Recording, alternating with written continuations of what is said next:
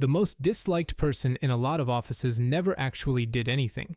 They don't gossip. They don't slack off. They don't start drama or throw anyone under the bus. They show up, they do good work, they're perfectly polite, and then at 5 o'clock, they go home to their actual life. They just decided quietly that they don't want to be friends with the people they work with.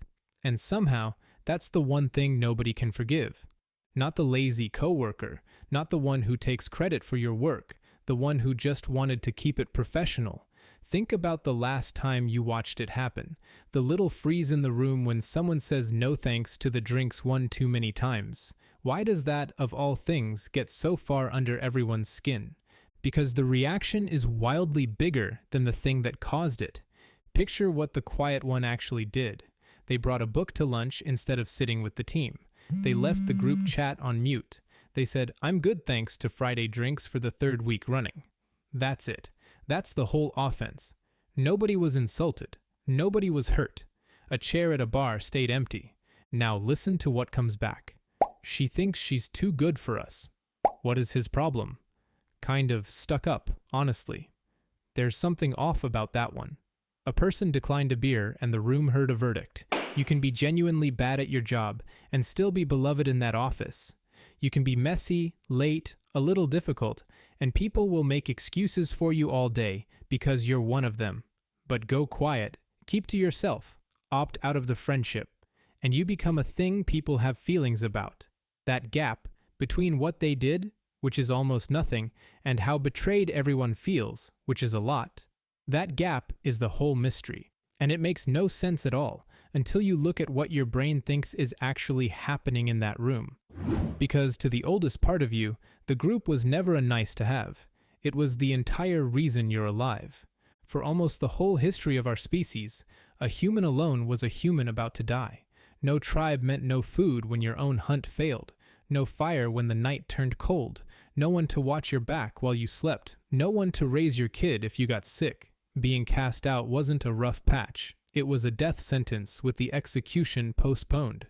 So your brain, the one built in that world and handed down to you unchanged, never filed belonging under things that would be nice. It filed it under survival, in the same drawer as breathing, as eating, as not bleeding out. Psychologists who study this call it the need to belong, and they rank it among the most powerful forces steering human behavior that exists. That's the wiring you carry into a fluorescent-lit office in a world where being alone will not actually kill you. But the wiring doesn't know that. It's still scanning the room the way it once scanned the tree line. Who's in the group? Who's with us? Who's pulling away? And when it catches someone pulling away, it doesn't stop to think. It reacts. If you've ever felt a weird flicker of hurt when someone just didn't want to hang out and couldn't explain why it landed so hard, that flicker is the whole reason this channel exists. Subscribe, and let's keep watching the old machinery run underneath the modern life. And that reaction isn't really a thought, it's closer to an injury. Here is one of the strangest experiments in all of psychology. Researchers slid people into a brain scanner and had them play a simple computer game. Just tossing a ball back and forth with 2 other players on the screen. Except the other players weren't real, and partway through they stopped. They quit throwing the ball to you and passed it only to each other, while you sat there watching, left out of a pointless game with 2 strangers you would never even meet. It should not matter, it's a cartoon and a ball, but the part of the brain that lit up on the scan was the same region that flares when your body is in physical pain.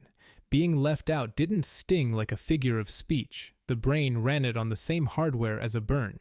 So carry that straight back to the office. When the quiet coworker declines the invite, some part of the people doing the inviting doesn't hear a calm, neutral, "no thanks." It registers a small, genuine wound, that ancient alarm going off, the one that means you are being left out. And a brain in pain does what a brain in pain always does with a hurt it can't explain. It goes looking for someone to blame. And the blame lands somewhere very specific, because of the ugly little question a quiet boundary sets off. When someone doesn't want to be your friend, a voice in the back of your head wakes up and asks the worst possible thing. What's wrong with me? Am I not interesting enough? Not cool enough? Not worth the time? Being turned down quietly threatens the exact part of you that needs to feel likable. And that question is almost impossible to sit with. So the mind does something fast and merciful and completely dishonest. It flips the question around before you even feel it land. It's not that I'm not worth their time. It's that they're cold, stuck up, antisocial, someone who thinks they're better than the rest of us. See what that move quietly pulls off. It peels the sting off you and staples it onto them. The insult was never actually a description of the quiet coworker. It's a painkiller. The colder you decide they are, the less you have to feel the small private truth underneath it that you reached out and got a polite no. Their stuck up is just a far more comfortable thing to believe than maybe they didn't want me. And we saved the very harshest version of that judgment for the last people you'd expect. You'd think we'd be cruelest to outsiders, the rival team, the other department, total strangers. We're not. Psychologists have shown it over and over. People judge a disappointing member of their own group more harshly than an identical outsider who does the exact same thing. It has a name, the black sheep effect. A stranger who keeps to themselves is just a stranger, and you shrug. But someone who wears the same lanyard, sits on your team, is supposed to be one of us, and still holds themselves apart? That doesn't read as shy, it reads as a betrayal, and a traitor has always stung worse than an enemy ever could. That's why the quiet coworker gets no grace, no benefit of the doubt. They aren't being judged like a stranger who owes you nothing. They're being judged like a defector, one of the tribe who looked the tribe dead in the eye and said, "No thanks." Which finally brings us to the real question, the one sitting underneath all of it. Why does one single person quietly opting out rattle an entire group this badly? The upset was never really about the quiet one being cold. It's about what the quiet one proves. Every group runs on an agreement nobody signs and nobody says out loud. It goes like this. We all need each other, so we all keep showing up. We laugh at the joke that wasn't funny. We go to the drinks we're too tired for. We keep the friendships warm, a little because we want to, and a little out of a fear so old we don't even register it as fear anymore. The fear of being the one left on the outside. And then one person just stops playing, does the work, goes home, and is completely, visibly fine. Not lonely, not withering, not punished by the universe for stepping away, just fine.